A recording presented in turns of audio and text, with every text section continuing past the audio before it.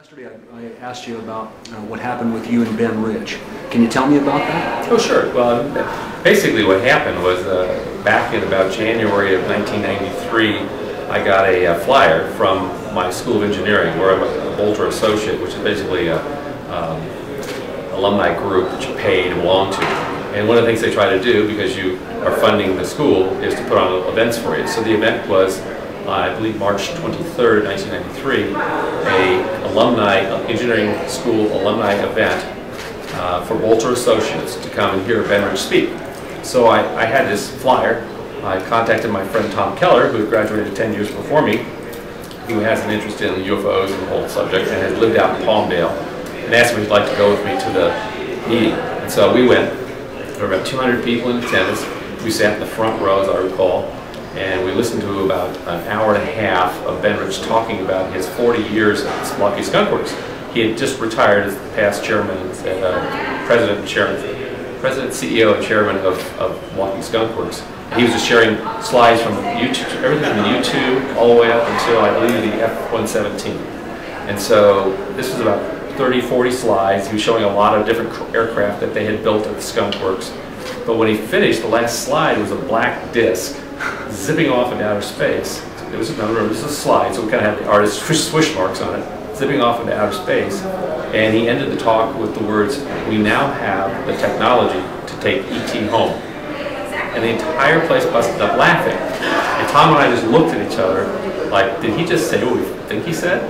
Because Tom and I had done our own trips out to Area 51 together in a van and stayed overnight and observed some pretty interesting things. So we said, we've got to find out more about this. So there was a polite Q&A session, and then the meeting ended.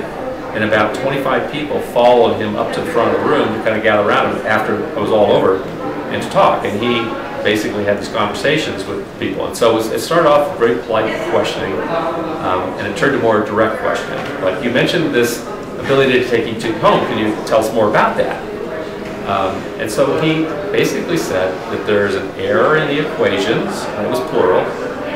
We've discovered what it is, and we now have the technology to travel to the stars, or take ET home, I think is what he actually said. And so he wouldn't quite go into any more detail. I mean, I asked him once or twice, like, how does it work? He didn't really want to go there. After it was all over, he turned around and said, I have to go now. There were maybe down to about 8 of us. And he started to walk away, and I followed him. He was walking to his car. I followed him in the room, and I said, Mr. Rich. And he turned around and looked at me, and looked me up and down, like, who are you? And I said, hi, I'm Jan Harzan, I'm an alumni. I said, I have a real fascination with what you were talking about. I said, particularly the propulsion side of this thing. I said, can you tell me how it works? And he said, well, let me ask you, how does ESP work? And I took about 2 steps back, and I thought, I wasn't expecting a question, I was looking for an answer.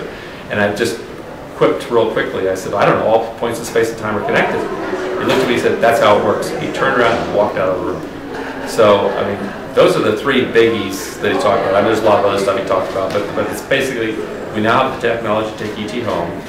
Number 2, there's an error in the equations. And I'm thinking that's Maxwell's equations, but I don't know. I even asked him which equations, and he wouldn't tell me. And third thing is that it basically works via ESP, however ESP works, is how it works all points.